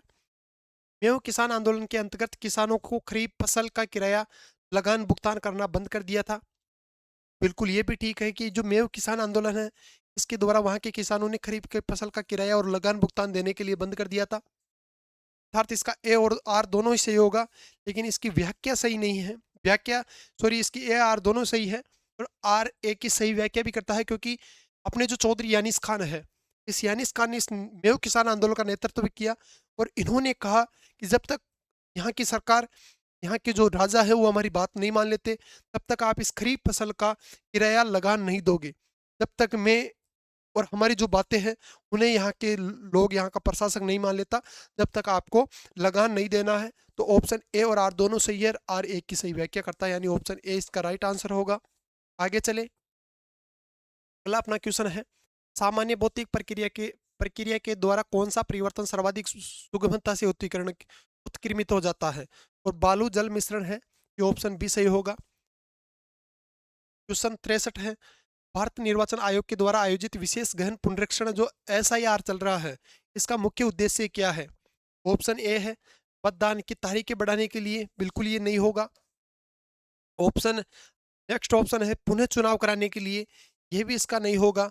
पुराने मतदान केंद्रों को वैध बनाना और नए मतदान केंद्र शुरू करना, ये भी नहीं होगा। और बात करें मतदाता सूची को पूर्ण अद्यतन सत्यापित और सही करना, ये इसका मुख्य उद्देश्य है कि जो यहाँ से किसी दूसरी जगह चले गए, वहाँ भी नया नाम बना लिया और यहाँ भी उनका नाम चल रहा है, वो वहाँ भी वोट देता है, जहाँ पर पहले उसका वोटर आईडी थी वो भी वहाँ भी वोट देता है।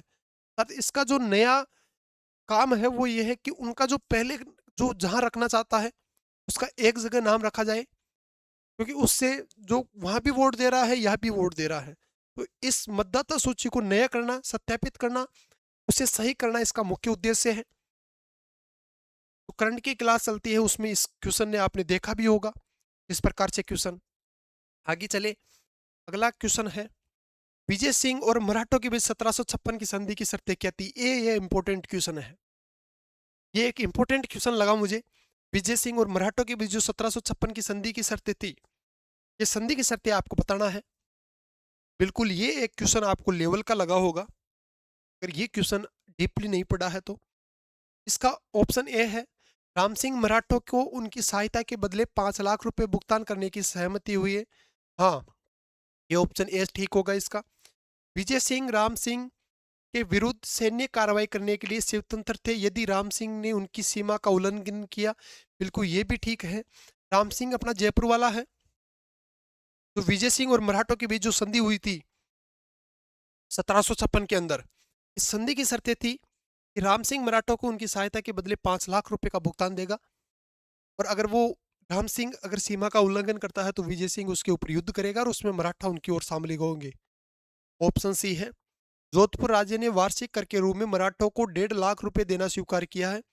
जो जोधपुर राज्य के जो विजय सिंह जी थे, इनके द्वारा मराठों को 1.5 लाख रुपए जो वार्षिक कर के रूप में हर वर्ष उन्हें 1.5 लाख रुपए देना होगा, ये बात उन्होंने मान लिया।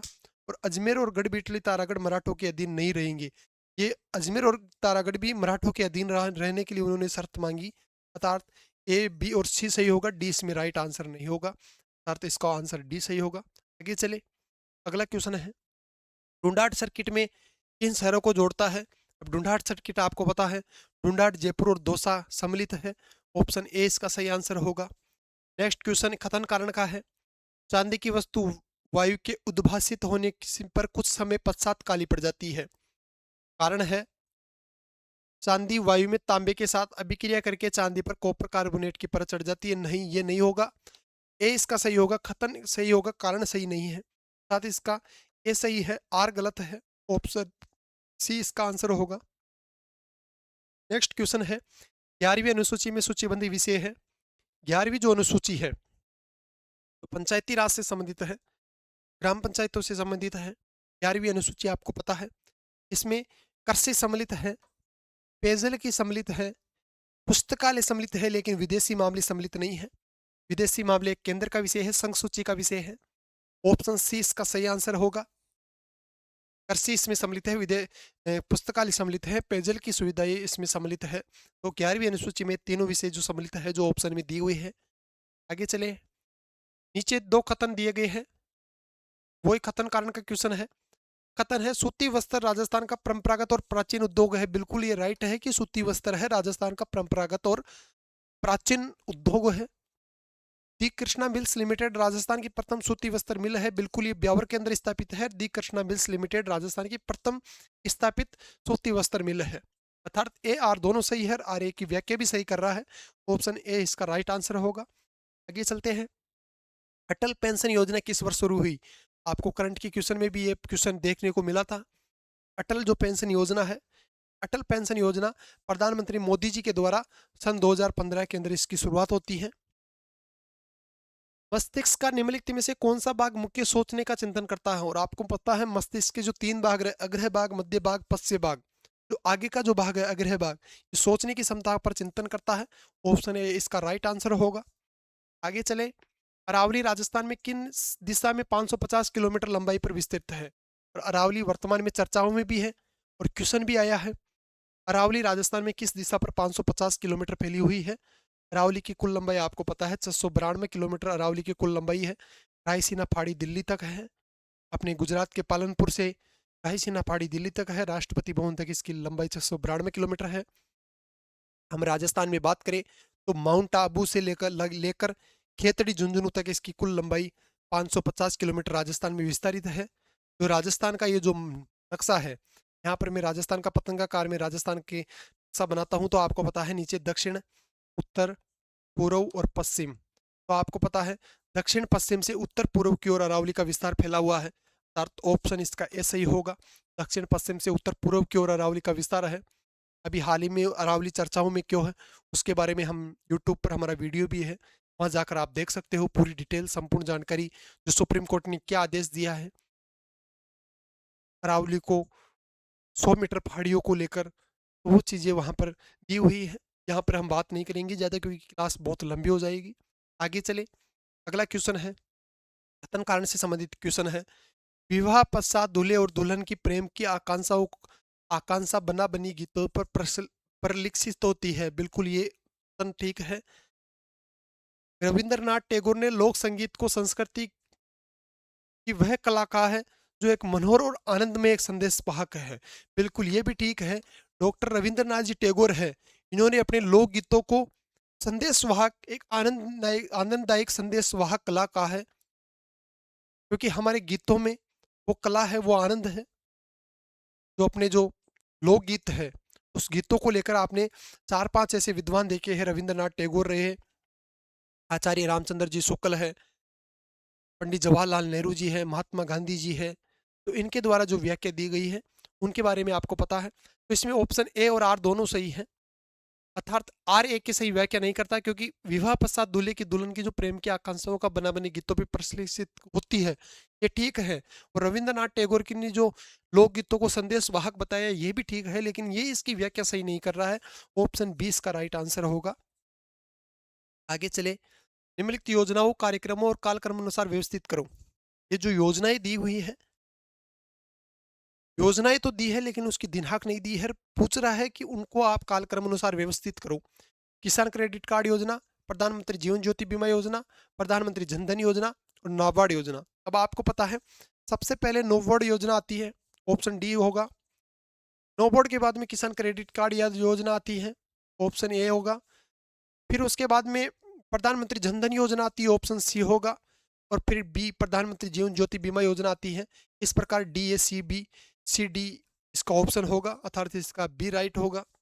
सबसे पहले नाबार्ड आती है, फिर किसान क्रेडिट कार्ड आती है, फिर जन धन योजना आती है, फिर प्रधानमंत्री जीवन ज्योति बीमा योजना आती है। आगे चले, अगला अपना क्वेश्चन है कपड़ों के एक बड़े पैकेट, ये मैथ का क्वेश्चन है और इसका ऑप्शन बी होगा 30,000 रुपये। आगे चले, निम्नलिखित में से किसे पादप वर्ग एक एम्फीबिया कहा जाता है? और जो ब्रोफाइटा है, इस ब्रोफाइटा को एम्फीबिया कहा गया है। जो RIPS का पूरा नाम क्या है? RIPS का पूरा नाम दिया हुआ है और RIPS का राजस्थान इन्वेस्टमेंट प्रमोशन स्कीम इसका पूरा नाम है। ऑप्शन ए इसका राइट आंसर होगा। नेक्स्ट क्वेश्चन जो मैथ का दिया हुआ है, रमेश अपने कार्यालय से किसी दूरी को 1 घंटे 24 मिनट में पूरा करता है। 2/3 दूरी वो 4 घंटे में करता है और 1/3 दूरी को वो 5 किमी घंटे की चाल से पूरा करता है। रमेश कार्यालय से तय दूरी कुल कितनी दूरी है? वो 6 किलोमीटर की दूरी तय करता है। आगे चलते हैं, नेक्स्ट क्वेश्चन है भारत की जनगणना किसी शहरी क्षेत्र को निम्नलिखित विशेषताओं के साथ परिभाषित करना है। शहरी क्षेत्र के आधार पर भारत की जनगणना को देखना है। न्यूनतम 5,000 जनसंख्या, हमें बिल्कुल राइट आंसर देखना है, ये भी सही होगा। समुचित विद्युत सुविधाएं, ये नहीं, आगे देखते हैं, देखिए ये क्या होता है इसका। प्रति वर्ग किलोमीटर न्यूनतम 400 व्यक्तियों का जनसंख्या घनत्व है, ये भी इसका ठीक होगा कि प्रति वर्ग किलोमीटर न्यूनतम 400 व्यक्तियों का घनत्व। वैसे 393 होगा लेकिन 400 ठीक है। न्यूनतम 75% पुरुष कार्यशील जनसंख्या गैर कृषि कार्यों से में संलग्न है। जो शहरों में निवास करती है भारत की संख्या, वो 75% ऐसी है जो गैर कृषि कार्य, यानी उन्हें कृषि के अलावा वो अन्य उद्योग धंधों में काम करते हैं कृषि को छोड़कर। तो बिल्कुल इसका डी भी सही होगा, अर्थात ए, सी और डी इसका राइट आंसर होगा। आगे चले, 79 क्वेश्चन है निम्नलिखित योजनाओं को उनके प्रारंभ होने वर्ष क्रम कालक्रम अनुसार व्यवस्थित करना है। वही योजनाएं दी हुई है। योजना भी आपको पता है, नवीनतम योजना ही नहीं देकर पुरानी योजना पूछी गई है। पहले वाले क्वेश्चन में भी राजस्थान की जो प्राचीन योजना, जो पुरानी योजनाएं हैं, वो भारत की जो पुरानी योजनाएं दी हुई है, राजस्थान की पुरानी योजनाएं दी हुई है। क्वेश्चन है उनको कालक्रम अनुसार व्यवस्थित करना है। राजीव आवास योजना, मुख्यमंत्री जन आवास योजना, इंदिरा आवास योजना, राजस्थान राज्य खनिज विकास निगम। तो राजस्थान जो खनिज विकास निगम है, ऑप्शन ये डी सबसे पहले आएगा।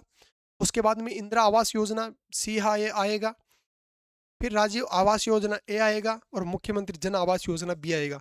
DCAB इस प्रकार इसे सम्मिलित किया गया है। DCAB कौन से ऑप्शन में, ए में ये दिया हुआ है, अर्थात ए इसका राइट आंसर होगा।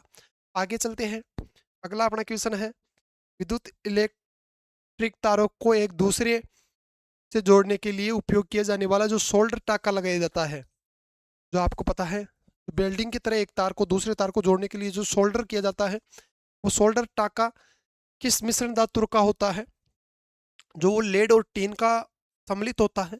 लेड और टीन के सम्मिलित होने से एक विद्युत के तार को दूसरे विद्युत के तार से जोड़ा जाता है, अर्थात इसका आंसर केवल सी सही होगा। आगे चले, अगला क्वेश्चन है कथन कारण दिया हुआ है। ये क्वेश्चन आपको करंट की क्लास में भी आपने देखा है, खनिज से संबंधित। और हम बात करें, राजस्थान देश में झारखंड के पश्चात दूसरे सबसे बड़ा राज्य खनिज में है। आपको पता है कि पूरे भारत में बात करें तो सबसे ज़्यादा खनिज झारखंड में होता है, अर्थात झारखंड को खनिजों का अध्यापक कहा जाता है। लेकिन उसके बाद में सबसे ज़्यादा खनिज अपने राजस्थान में आता है, अर्थात सबसे बड़ा दूसरा राज्य कौन सा है? अपना राजस्थान है, ये ठीक है।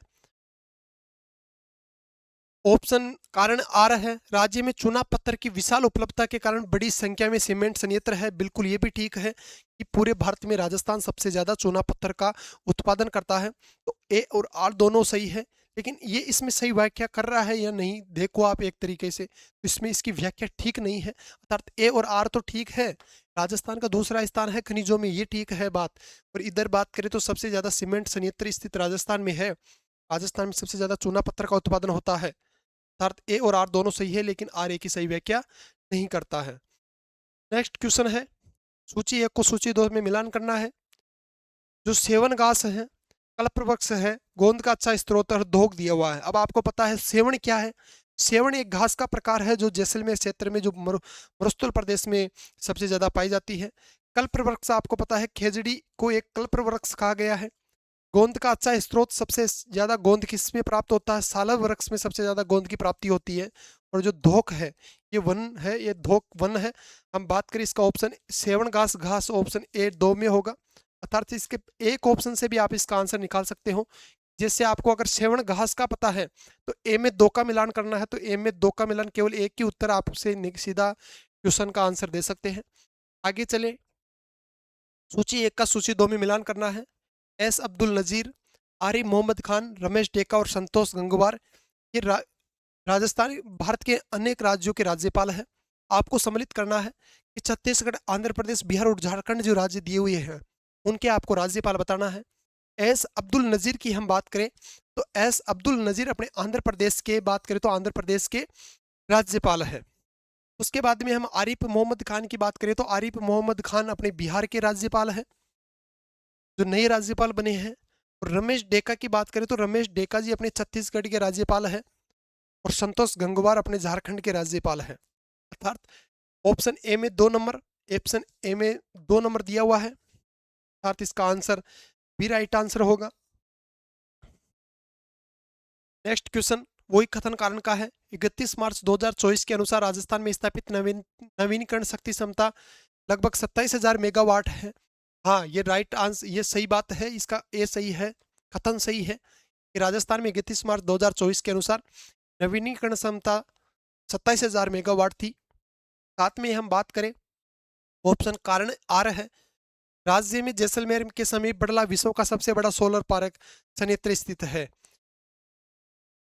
बिल्कुल ये गलत है। जो बड़ला है ये बड़ला फलोदी में आता है, जो जोधपुर से अलग होकर एक नया जिला बना है। अर्थात इसका जैसलमेर नहीं होगा, ये सही है, लेकिन इसका आर गलत है, अर्थात इसका आंसर सी सही होगा। आगे चले, अगला क्वेश्चन है रक्त परिसंचरण प्रक्रिया मानव हृदय के अंग भग निम्नलिखित अनुक्रम में कार्य करते हैं। आपको पता है जो मानव का जो हृदय है, जो जिनके 4 भागों में विभाजित किया गया है, 2 बाएं तरफ, 2 दाई तरफ, बाया अलिंद, दाया अलिंद, दाया निल्ले और बाया निल्ले। तो इसको आपको क्रम से जमाना है। सबसे पहले बाया अलिंद आएगा, बाया अलिंद के बाद में इसमें दाया निल्ले आएगा, फिर हम बात करें इसमें बाया अलिंद आएगा और फिर बाया निल्ले आएगा। अर्थात बी डी और ए सी इसका सही आंसर होगा, इसका उत्तर बी राइट होगा। नेक्स्ट मिलान से संबंधित क्वेश्चन है जो आपको पता है चित्र आरेख, पिट ग्रह दंड आरेख, दोहरा द्विदंड आरेख और पाई चार्ट है। इसका हम मिलान करें तो जो चित्र आरेख पिक्टोग्राफर है, ये पिक्टोग्राफर की हम बात करें तो चित्रात्मक निरूपण इसका ऑप्शन 4 होगा। उसके बाद में दंड आरेख की हम बात करें तो दंड आरेख में दंडों के उपयोग की सूचना प्रदर्शन किया जाता है। दोहरा द्विदंड आरेख की बात करें तो एक साथ डाटा को दो समुच्चय किए जाते हैं। और जो पाई चार्ट है उसमें वर्त आरेख को सम्मिलित किया जाता है। इस प्रकार इसका आंसर ए में 4 होगा और ए में 4 के साथ इसका आंसर डी सही राइट आंसर इसका सम्मिलित होगा। आगे चले, अपने ये सूची 1 को सूची 2 में इसमें फिर से मिलान दिया हुआ है। उपन्यास दिए हुए हैं और उनके बात करें तो उनके लेखक दिए हुए हैं। मुझे पहचानो उपन्यास अपना नील शरण गौर का है। रेई कुमुई इन राग जान की जो उपन्यास है, सॉरी, मुझे जो पहचानो उपन्यास है वो संजीवन का है, संजीव का है। उसके बाद में रेई कुमुई इन राग जान की जो उपन्यास है ये अपना नीलम शरणम का है। रिंगन जो उपन्यास है ये रिंगन उपन्यास कृष्णनाथ खोत का है। और रिवझाई पाडुवम जो उपन्यास है ये अपने राजशेखरम का है। अर्थात इसका आंसर ए राइट होगा। नेक्स्ट क्वेश्चन है निम्नलिखित में से कौन सी एक इनपुट डिवाइस नहीं है? Track ball, graphic table, joystick, जो आपको पता है ये इनपुट डिवाइस है लेकिन फ्लोटर एक आउटपुट डिवाइस में सम्मिलित किया जाता है। 44वें संविधान संशोधन के बाद संपत्ति का अधिकार किस अनुच्छेद के अंतर्गत विधिक अधिकार बना दिया गया, वो आपको पता है अनुच्छेद 300 के अंदर जोड़ दिया गया है। जो पहले मौलिक अधिकारों में 44वें संविधान संशोधन में जो संपत्ति का अधिकार सम्मिलित था उसे हटाकर अनुच्छेद 300 में कानूनी अधिकार दे दिया गया है, विधि अधिकार बना दिया गया है। नेक्स्ट क्वेश्चन है, एक तरफ आपको पृष्ठ क्षेत्रफल दिया हुआ है और एक तरफ आकृति दी हुई है। अब आपको पता है जो बेलन है, ये बेलन की जो क्षेत्रफल है 2 पाई आर है, शंकु का पाई आर है, घनाभ का 2 है, गोला का 4 पाई आर स्क्वायर आंसर अर्थात इसका ए बी सी डी इसका आंसर होगा, यानी इसका ए उत्तर राइट होगा। नेक्स्ट क्वेश्चन है, वही सूची एक को सूची दो में मिलान दिया हुआ है। मूल अधिकार बताना है, मूल अधिकार कौन सा भाग है। भाग 3 में मूल अधिकार दिए हुए हैं। हम साथ में मूल कर्तव्यों की बात करें तो मूल कर्तव्य आपको पता है भाग 451 ए में जोड़ा गया है। राज्य के नीति निर्देशक तत्वों का पता है, राज्य के नीति निर्देशक तत्व है वो भाग 4 के अंदर जोड़ा गया है। आपातकालीन प्रावधान, इस प्रकार से इसका आंसर बी राइट होगा।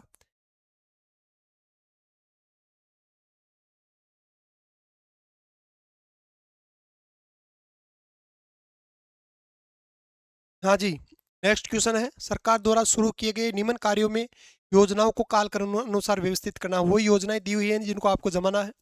सबसे पहले उन्नत भारत अभियान आएगा, फिर उसके बाद में राष्ट्रीय संस्थागत रैंकिंग रूपरेखा आएगी, उसके बाद में हम बात करें तो विद्यांजलि आएगा, सी आएगा, और उसके बाद में विश्व स्तरीय संस्था योजना सी, सॉरी उस सबसे पहले आएगा इसमें उन्नत भारत अभियान आएगा, डी सबसे पहले आएगा।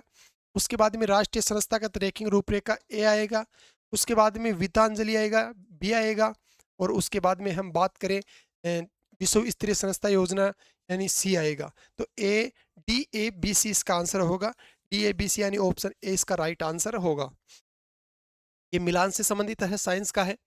वायु की बात करें तो वायु से कौन सा रोग होता है, संचरण तरीका है।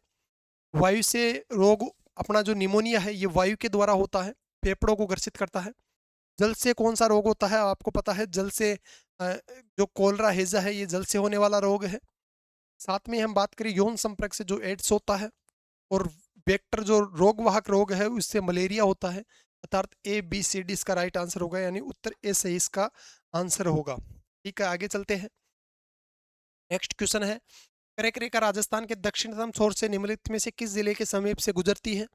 ये एक सामान्य क्वेश्चन है, बेसिक क्वेश्चन ऑप्शन डी होगा, बांसवाड़ा जिले से गुजरती है। नेक्स्ट क्वेश्चन है, निम्न सरकारी योजनाओं को कालक्रम अनुसार व्यवस्थित करना है। आपके सामने जो 4 मुख्य योजनाएं दी हुई है उनको कालक्रम अनुसार व्यवस्थित करना है। सबसे पहले इनमें जो आपको दिख रहा है, सबसे पहले आएगी मेक इन इंडिया, उसके बाद में हम बात करें स्टार्टअप इंडिया, उसके बाद में हम बात करें पीएम गति शक्ति योजना, और उसके बाद में हम बात करें तो नेशनल लॉजिस्टिक्स पॉलिसी योजना, BADC। ये प्रमुख योजनाएं हैं जिनको कार्यक्रम अनुसार सबसे पहले बी मतलब मेक इन इंडिया, फिर उसके बाद में स्टार्टअप इंडिया योजना, उसके बाद में पीएम गति शक्ति योजना, और उसके बाद में नेशनल लॉजिस्टिक पॉलिसी योजना ये सम्मिलित है। निम्नलिखित युक्तियों डिवाइस में किस से अवतल दर्पणों का उपयोग नहीं होता। तो आपको बताना है कि कौन से में अवतल दर्पण का उपयोग नहीं किया गया है। अब पता है आपको, सर्च लाइट में अवतल दर्पण का उपयोग किया गया है, वाहनों की हेडलाइट में किया गया है, और सौर बत्ती जो सोलर फर्नेस होता है उसके अंदर इसका उपयोग किया गया है। लेकिन वाहनों की जो पश्य दर्पण होता है, पीछे का जो देखने के लिए साधनों को देखने के लिए होता है वो उत्तल दर्पण होता है। जो बड़ी चीज को छोटा करके दिखाया जाता है वो एक उत्तल दर्पण होता है, उसमें अवतल दर्पण, क्योंकि अवतल दर्पण में बड़ी को छोटा करके और उत्तल दर्पण में बड़ी को छोटा करके दिखाया जाता है उत्तल दर्पण में, और अवतल दर्पण में छोटी को बड़ा करके दिखाया जाता है। अर्थात अवतल दर्पण में जो वाहनों की जो पश्य दर्पण लगाया जाता है, रिव्यू मिरर जो लगाया होता है वो इसमें सम्मिलित नहीं होगा। ऑप्शन डी इसका राइट आंसर होगा। राजस्थान की कालीबंगा सभ्यता किस जिले में है, यह भी आपको पता है। राजस्थान की जो कालीबंगा सभ्यता है वो आप पढ़ते आ रहे हैं, हनुमानगढ़ जिले में है। गोहिल राजवंश के शासकों का कालक्रम अनुसार व्यवस्थित क्रम आपको बताना है। जो अपना सबसे पुराना राजवंश, जीवित राजवंश है गोहिल राजवंश, उसमें सबसे पहले आपको पता है कि बप्पा रावल सबसे पहले आया है। साथ ऑप्शन सी इसका होगा पहले। सी इसमें ऑप्शन में आपको दिख रहा है, ए और सी में दिया हुआ है। उसके बाद में जेतर सिंह का काल आता है, ऑप्शन डी होगा। ऑप्शन डी आपसे इस प्रकार से क्वेश्चन सीधा सीधा है, आप जेतर सिंह के काल तक ही आप इसका उत्तर दे सकते हो। फिर इसमें रतन सिंह आएगा और फिर राणा हमीर आएगा। अर्थात इस प्रकार से ऑप्शन ए इसका सही होगा। बप्पा रावल, जेतर सिंह, रतन सिंह और राणा हमीर, इस प्रकार से गोहिल राजवंशों का काल क्रम अनुसार दिया हुआ है। अंतिम नेक्स्ट क्वेश्चन है, कौन सा सत्य नहीं है। 1921 में राजस्थान की जनसंख्या 1.3 करोड़ थी। हाँ बिल्कुल ये राइट है कि 1921 में राजस्थान की जनसंख्या 1.3 करोड़ थी। 1921 में राजस्थान की जनसंख्या के लिए नकारात्मक वृद्धि वर्ष का था, बिल्कुल नकारात्मक वृद्धि वर्ष का था 1921 की राजस्थान की जनसंख्या को। साथ में हम बात करें 1981 में राजस्थान की जनसंख्या अधिकतम वृद्धि हुई, बिल्कुल। तो 1971 से 1981 के मध्य हम बात करें तो 1971 से 1981 के मध्य इससे विस्फोटक वर्ष, अधिक वृद्धि वर्ष कहा जा सकता है। और 2001 में राजस्थान की जनसंख्या वृद्धि दर स्थिर हो गई। ये ऑप्शन इसका डी गलत होगा, अर्थात इसका आंसर राइट डी होगा।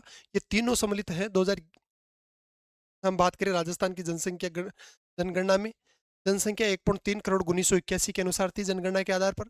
1921 में जनसंख्या का नकारात्मक वृद्धि दर था। 1981 में सबसे ज्यादा वृद्धि दर देखने को मिला। तो ऑप्शन इसके तीनों राइट होंगे। डी इसका आंसर इसका सही होगा, क्योंकि 2001 में जनसंख्या वृद्धि दर स्थिर हो गई, ये बिल्कुल गलत है, अर्थात डी इसका राइट आंसर होगा। आज इस पेपर का अंतिम क्वेश्चन है, सौभाग्य योजना की विशेषता है। और सौभाग्य योजना की आपको विशेषता बताना है। ये 2017 में शुरू की गई थी। हाँ, ये बात सही है कि ये योजना की शुरुआत 2017 में हुई थी। मई 2017 से इस योजना की शुरुआत मानी गई है। इस योजना का कार्य क्षेत्र ग्रामीण क्षेत्रों में सभी घरों में विद्युत कनेक्शन प्रदान करना है। बिल्कुल, इस सौभाग्य योजना के द्वारा ग्रामीण क्षेत्रों में प्रत्येक घर में लाइट पहुंचाना, विद्युत कनेक्शन देना इस योजना का मुख्य उद्देश्य था। एपीएल घरों में 500 का भुगतान करके विद्युत कनेक्शन प्राप्त कर सकेंगे। जो एपीएल परिवार है, आपको पता है राजस्थान में एपीएल बीपीएल परिवारों की श्रेणी में विभाजित किया गया है। तो जो एपीएल श्रेणी में आते हैं, उन एपीएल श्रेणी के परिवारों को 500 रुपये भुगतान करके विद्युत कनेक्शन प्राप्त होगा। और अन्य जो बीपीएल श्रेणी में आते हैं, उन्हें निःशुल्क विद्युत कनेक्शन प्राप्त किया जाएगा। यानी ऑप्शन ए और बी और सी तो ठीक है। केंद्र सरकार इस योजना को 1000 करोड़ का निवेश किए गए हैं, बिल्कुल ये गलत है। ए, बी और सी इसका राइट आंसर होगा, अर्थात इसका आंसर सी सही होगा। आज की क्लास का ये अंतिम क्वेश्चन था। आप मिलाकर ये बताइए कि आपके कितने क्वेश्चन बैठ रहे हैं। जमादार सेकंड ग्रेड का जो 89 पदों पर जो भर्ती थी, पहले 72 पद थे, लेकिन फिर बाद में कुछ पद और बढ़ा दिए गए। कुल 86,000 बच्चों ने इसमें फॉर्म अप्लाई किया, जिनमें 56,000 विद्यार्थियों ने एग्जाम दिया। राजस्थान के लगभग 7 जिलों में एग्जाम हुआ, जो लगभग 59% की उपस्थिति रही है। जो इनमें जो 100 क्वेश्चन थे, लेवल आरएसएस का इस बार थोड़ा पैटर्न चेंज हुआ है। समय इन 100 क्वेश्चनों के अंदर जो समय थोड़ा ज़्यादा लग सकता है। लेवल पेपर का देखें तो जो पटवार वाला लेवल है वही इसमें लेवल रखा है, लेकिन क्वेश्चन पूछने का तरीका थोड़ा घुमाया गया है। तो आज के लिए इतना ही काफ़ी है। जय हिंद साथियों, जय भारत।